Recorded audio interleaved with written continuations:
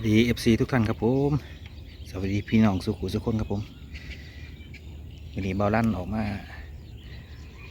รอยิงปลาครับผมห่างหายคลิปยิงปลาไปโดนแล้วครับผมบุรูสิคือบดอก มื่อนี้น้ำคือคุณนี่คือไม้นี่ไม่ได้มาดนแล้วครับผมหลายเดือนแล้วไม้บางพระหวานเจี๊ยบเพิ่นว่าเดี๋ยวไปลุ้นไปเบิ่งด้วยกันครับผมสิมานบ่สิเด็ดเตรียมไม่เพิ่นบ่ได้ออกไม้หลายเดือนเลยครับผมไม้ยิงปลาก่อนไปรับชมคลิปกะขอฝากกดไลค์กดแชร์พี่น้องสุขุสุขคนนะครับเนาะกดไลค์กดแชร์กดซับสไครต์กดกระดิ่งกดทุกอย่างแหละครับผมกดให้แน่ด้วยครับเด้อกับช่องบ้านลันไทยบ้านเดี๋ยวไปลุ้นไปเบิ้งด้วยกันครับผมว่าสิพ่อได้เตรียมบ่ สิมีเตรียมให้ FC ได้รับชมบ่เนาะเหมือนนี้เนาะมาสวยในจักหน่อยแหละครับมื้อนี้คือบ่ดอกบ่คือก็สิได้อวยกลับครับผมแต่ขึ้นอยู่นี่จักข้าวนึงก็บ่คือสิย้ายไม้ยังสิอวยกลับครับผมเวลามีบ่หลายครับผมโอเคครับผมไปถ้าเบิ่งในกันครับผม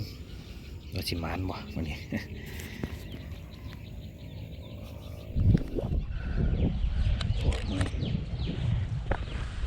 ขึ้นไม้มากเลย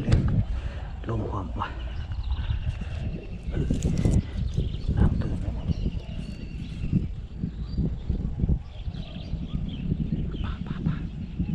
ไปเองครับพี่น้องมาไปได้ไหมขยันก่อน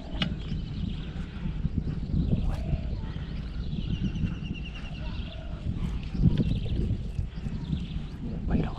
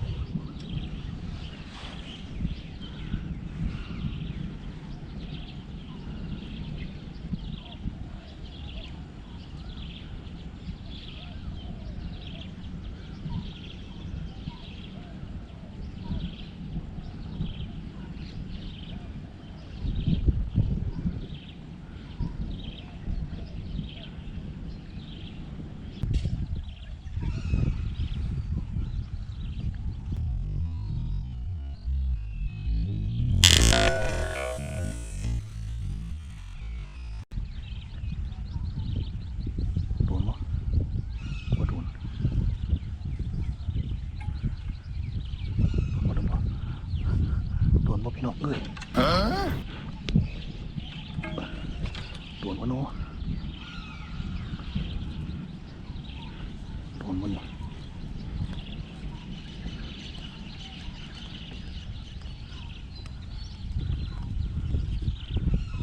โดนโดนโด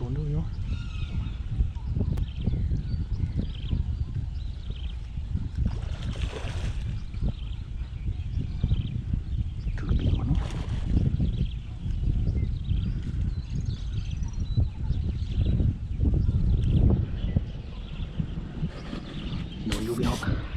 ไม่ต้องมาโดนเลย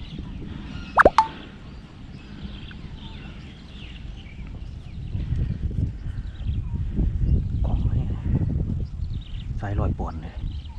สายเก่าซ้ำยานว่าได้กินพี่น้องโอ้ยก่อนเด้อ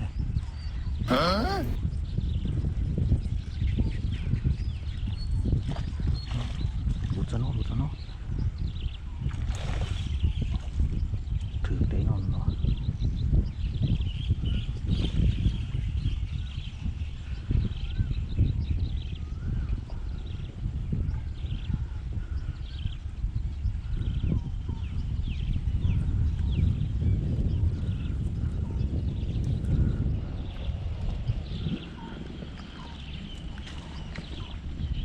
หลุดซะเน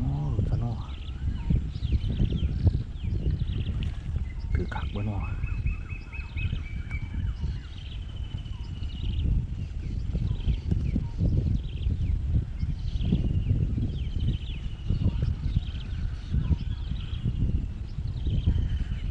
ยานบ่คักนะนี่ว่ะมีครูมันอยู่ครับพี่น้องเลย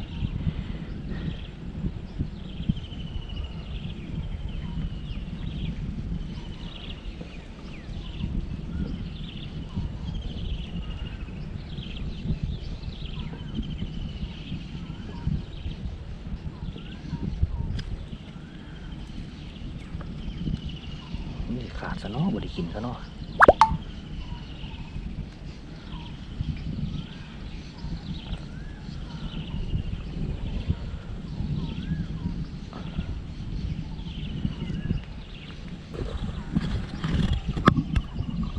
เห็นมันนอกพี่น้องเลยปลายนี่แหละปลายไม้นี่แหละซื้อนี่แหละอยู่ไก่นี่คนละก่อหญ้าคนละปลาล้มครับพี่น้องปลาล้ม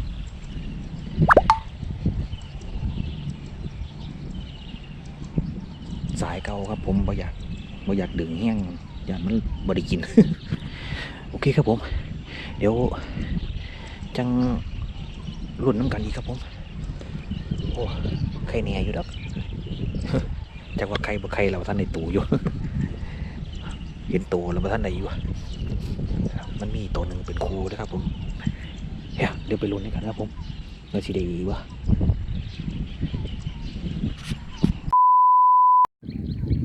ไปพี่น้องลงไปเอาปลา5:30ละลมแห้งคืนเนี่ยไม่เห็นปลาดอกเดี๋ยวเขาล่องเขาไปเบิ่งข้างในครับบ่คือกับสิอวยกลับครับผมลงไปเอาปลาก่อนลมแห้งพี่น้องโอ้บนปลาไปลงไปเอาครับพี่น้องปลาลงนี่แหละตัวใหญ่ก็ได้ตกดอกลงไปเอาปลากันครับให้พี่น้องไปลมมันแห้งหมดเลยเนี่ยไม่เห็นปลาเป็นคืนมาเลยลมแห้งหมด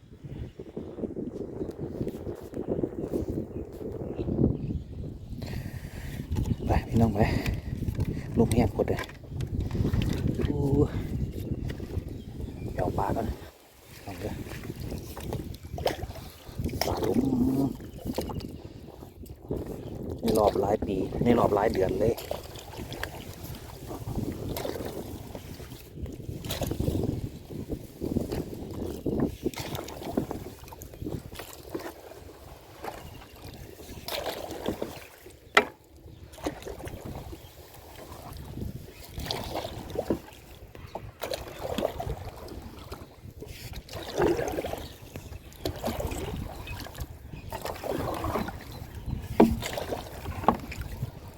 ลมแห้งหมด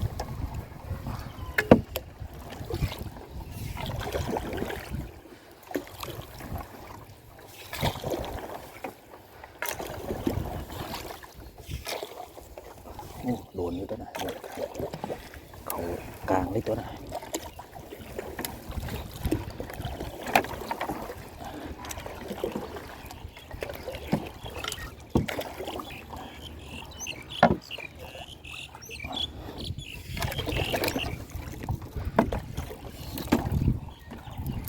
นี่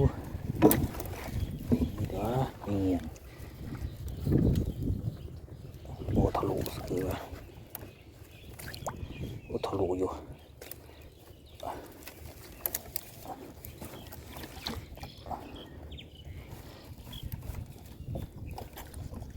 เป็นบ่พี่น้องเนี่ยสวยงามอยู่ดีนี่โอ้ปลาลุ้มครับผมคงรู้ได้อยู่มั้งเนี่ย6 ขีดนี่เนาะนะครับผมโอเคครับผมเดี๋ยวเก็บปลาก่อน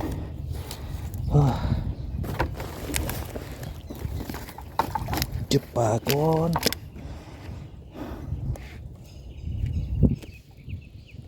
นี่ครับผมตัวงามอยู่ดอกเครื่องโลได้อยู่ดอกนี่6 ขีดได้อยู่ดอกในรอบรายเดือนเลยครับผมมันยิงปลาโอเคครับผมเดี๋ยวขึ้นเขาเบิ่งข้างในเนาะข้างนอกลมแห้งปดครับผมข้างนอกลมแห้งปดสิเที่ยงหรือมั้งนี่เดี๋ยวกลับแล้วครับผมเดี๋ยวเขาไปเบิ่งข้างในจะข้าวนึงก่อนบ่คือกับสิอวยกลับครับผมได้โตแล้วละเดี๋ยวขึ้นต้นนี้กันครับผมจะข้าวนึงก่อนผมมีลมดอกข้างในลมทางบนทางล่างว่าลมเดี๋ยวไปลุ้นกันครับผมเหนื่อยเดี๋ยวยายไม้ครับผมพี่น้องโดนเติบเราอยู่นี่ไม่เห็นเลยมีแดดมีขึ้นมาเนี่ยไม่เห็นเลยน้ำดำๆครับผมน้ำไม่ค่อยใส่น้ำเนาหยาโอเคครับไปยายไม้น้ำกันครับผมพี่น้องเดี๋ยวลุ้นต่อไปครับพี่น้องเต็มเดียวตัวงามอยู่ดอก6 ขีดแต่อยู่มั้งนี่ดูกว่านั่นคุณละไปกลับกัน